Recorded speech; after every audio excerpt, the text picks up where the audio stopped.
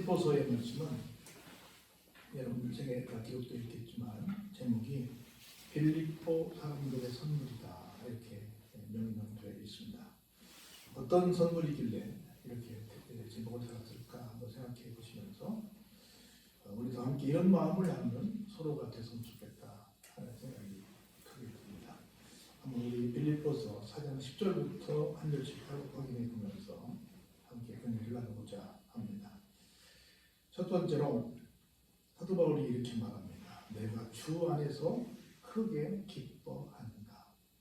우리 잘 아는 것처럼 빌립보서는 감옥에서 쓴 바울의 편지입니다. 그래서 우리가 이걸 한자로 옥중서신이라 이렇게 말하는데 잘 아시다시피 감옥에서 사는 것이 기뻐할 일은 아닙니다. 그것도 크게 기뻐할 일은 더더욱 아닙니다.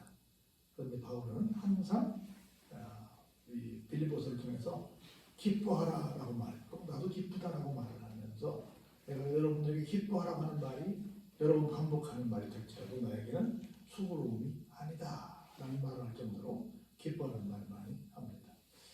여러분들 사람이 좀 고립되어 사는 것, 좀 떨어져 사는 것, 다른 사람들과 좀 만날 수 없는 삶을 사는 자리가 여러 군데가 있을 텐데 크게 대표적으로 두 가지 정도 말할 수 있어요. 하나는 수도원이 그렇습니다. 하나는 감옥이 그렇습니다. 감옥과 수도원은 어떤 차이가 있을까요? 수도원은 내가 자발적으로 갔기 때문에 비록 그 삶이 조금은 고달플지라도 기쁘지요. 근데 감옥은 내가 자발적으로 갔어요? 그런 사람이 없죠. 그래서 같이 이렇게 독립된 삶을 살지만 같이 좀 떨어져 있는 삶을 살지만 그 마음은 다르다. 우리가 늘 주 안에서 기쁘면 그 자리가 어디를 할지라도 그곳은 천국이 되고 아무리 화려한 곳이라도 그곳이 기쁨이 없다고 한다면 지옥이 되고 말 것이다. 이렇게 말씀드릴 수 있습니다. 바울은 내가 비록 지금 감옥에 있지만 굉장히 크게 기뻐하고 있다. 이렇게 말을 시작해요. 왜 내가 크게 기뻐하냐? 그 이유를 이렇게 말합니다. 너희가 나를 생각하던 것이 이제 다시 싹이 났기 때문이다. 빌립보 교인들이 바울을 생각 안 한 건 아니에요. 근데 여러 가지 상황에서 바울이 지금 어디가 있다고요? 감옥에 가 있으니까 빈번하게 연락을 하거나 만날 수 없잖아요. 그러니까 사람이 우리 눈에서 멀어지면 마음에서도 멀어진다고 감옥에 있는 지 오래되다 보니까 잘 이렇게 좀 서로 교감이 별로 없었어요. 그런데 그래서 좀 어떤 사람들은 좀 잊어졌어.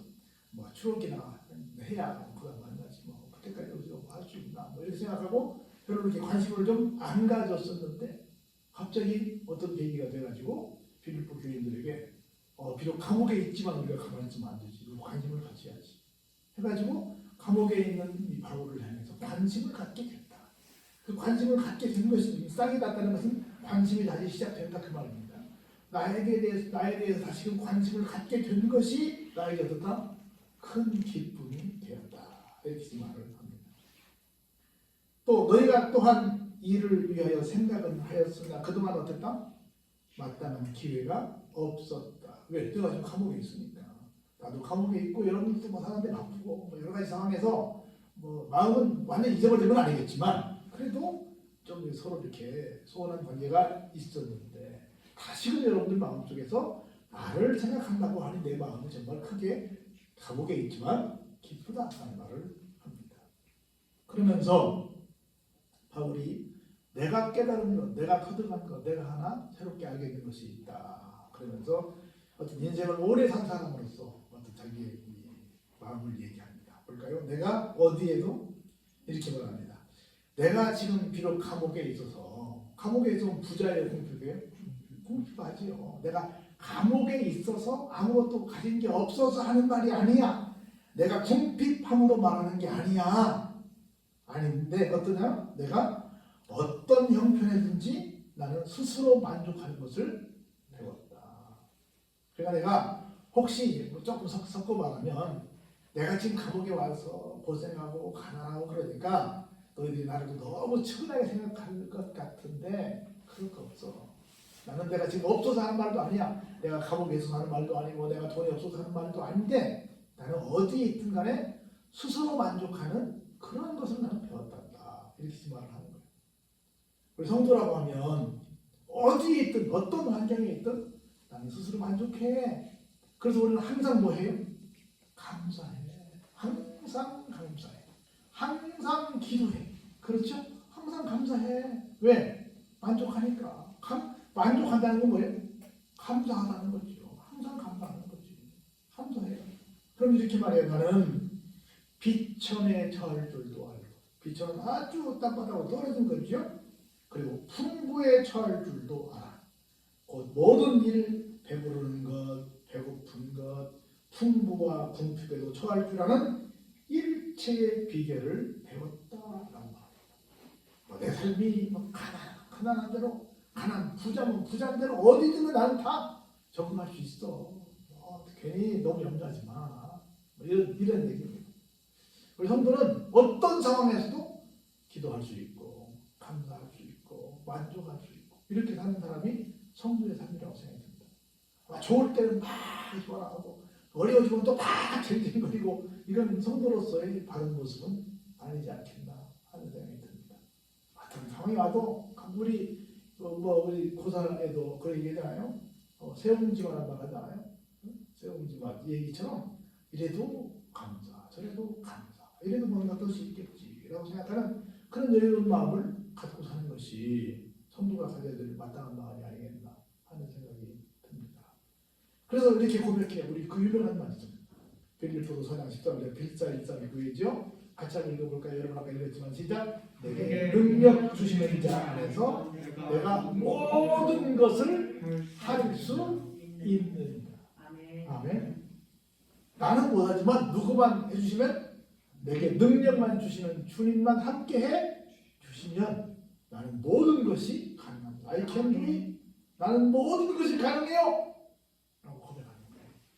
사실 이게 잘 나가는 사람이 그렇게 말해야지. 지금 어디 있다고 이 사람이? 감옥에 있다고. 감옥에 있는 사람이 나는 모든 걸 다 할 수 있어. 그럼 남들이 하나님 안 믿는 사람이 뭐라고 그랬어요? 비웃겠지. 아이고 참나. 묶여있는 사람이 뭐라고 하는 거예요? 비웃겠지. 근데 믿음의 눈으로, 믿음의 마음으로, 믿음의 말로 하는 이것은 진짜가 아닌 거예요.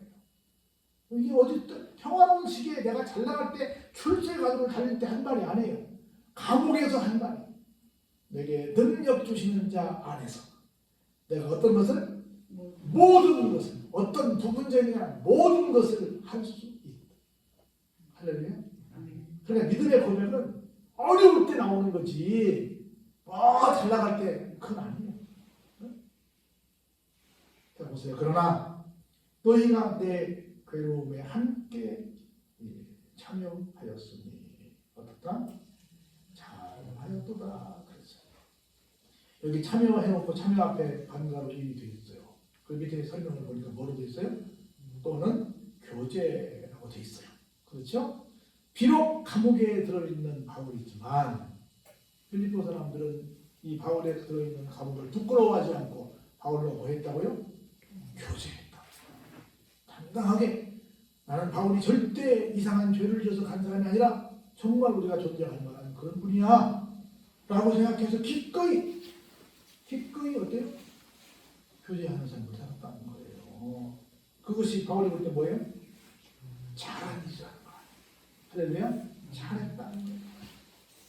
그러면서 빌립보 사람들아, 너희도 알거니와 복음의 시초에 내가 마게도냐를 떠날 때에 주고받는 데 일에 참여한 교회가 너희 위에 아무도 없습니다. 여러분 잘 아시는 것처럼 바울은 원래 동쪽으로 선교여행을 가려고 했잖아요. 근데 서쪽 마게도냐에서 한 사람 중에 건너와서 우리를 좀 도와주세요 그랬잖아요.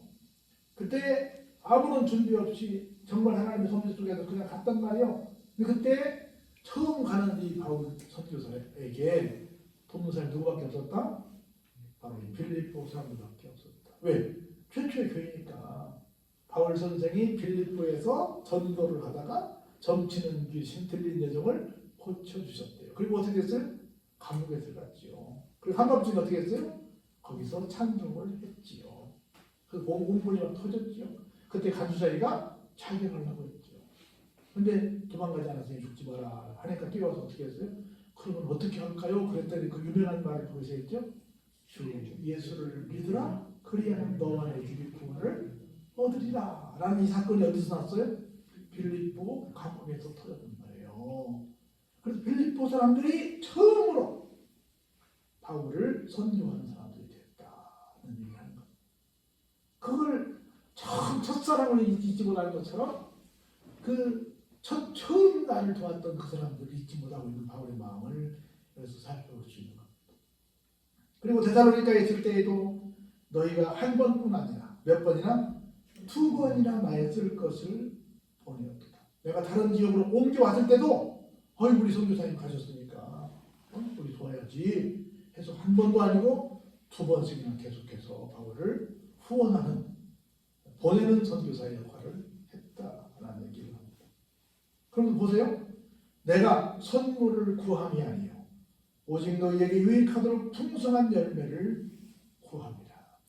그렇다고 내가 처음에 너희들이 나를 도왔던 사람들이고 그리고 내가 데살로니가로 갔을 때도 역시 2번이나 나를 도왔던 사람이라서 나를 좀 돕는 사람들이니까 내가 또 도와달라고 내가 말하는 것이 아니고 그냥 여러분들에게 유익이 있고 풍성한 열매가 있도록 여러분들이 기도하는 것이다. 여러분들이 복받을 만한 일이다. 그래서 내가 기도하는 거지. 내가 또 뭐 그랬으니 또 도와주세요. 그런 말 하는 것은 아니다. 그런 얘기를 하고 있는 거예요. 그러면서 이렇게 말해요. 내게는 모든 것이 있고 또 풍부한지라. 아까 얘기했죠. 지금 바울이 어디 있는데?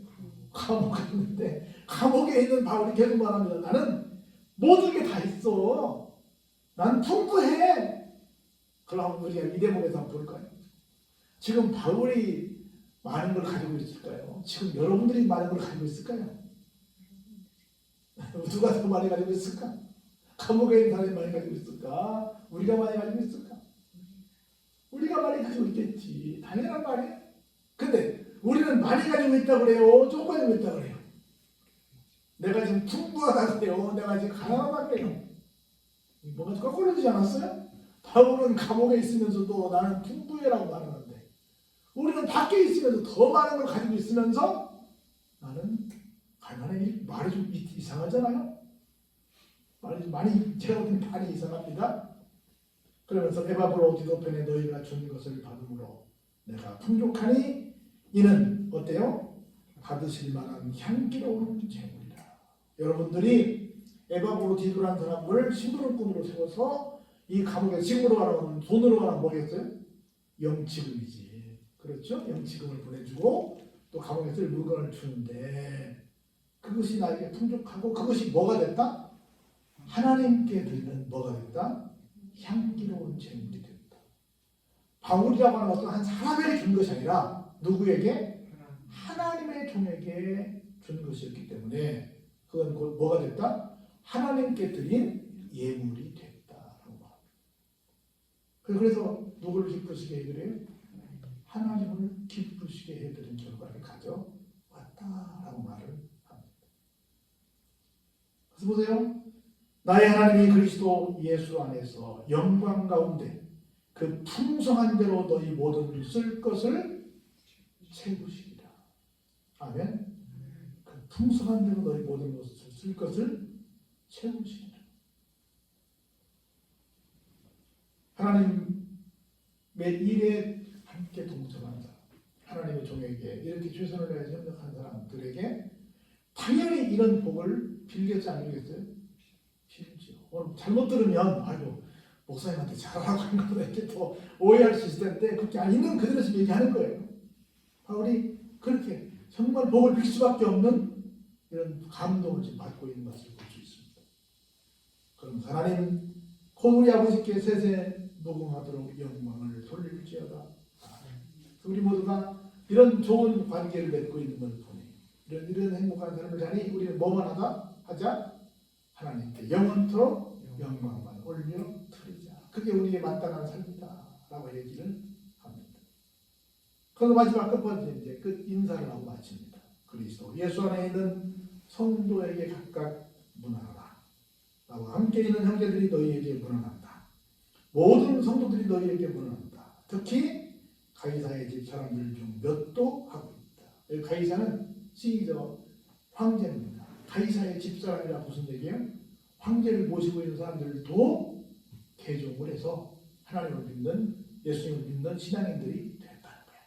정말 기가 막혀요. 그 사람들도 그 한국에서 정말 기독교를 박해하고 있는데 그 박해에 서슬퍼는 그 박해 상황에서도 예수님을 믿는 사람들이 있는데 그 사람들도 여러분들에게 지금 문안을 하고 있다. 그 말입니다. 그러면서 주 예수 그리스도의 은혜가 너희 심령에 있을지어다 라고 축복하면서 빌립보서가 대단한 말을 내립니다. 그리고 오늘 이 말씀을 통해서 정말 바울에게는 누가 빌립보 교인들이 뭐였어요? 선물이었어요. 우리 서로가 서로에게 어떤 사람이 되자? 선물 같은 사람이 되죠. 그 선물 같은 사람은 뭐예요? 서로 어떤 상황에서도 교제하는 사람입니다. 교제하는 사람은 내 귀한 것을 기꺼이 상대를 위해서 내어 놓는 사람. 그런 관계를 빌립보 교인들과 바울이 가졌다는 거예요. 얼마나 아름다운 미담이에요. 이런 미담이 우리 속에 있습니다. 이런 미담이 우리 살아가는 것보다 더 풍성해져서 정말 사람들이 알아볼 때 여기 바울이 기꺼이 축복한 것처럼 축복하고 싶은 그런 성도의 삶을 사시기를 주의 이름으로 축원합니다. 은혜가 풍성하신 아버지 하나님 감사드립니다.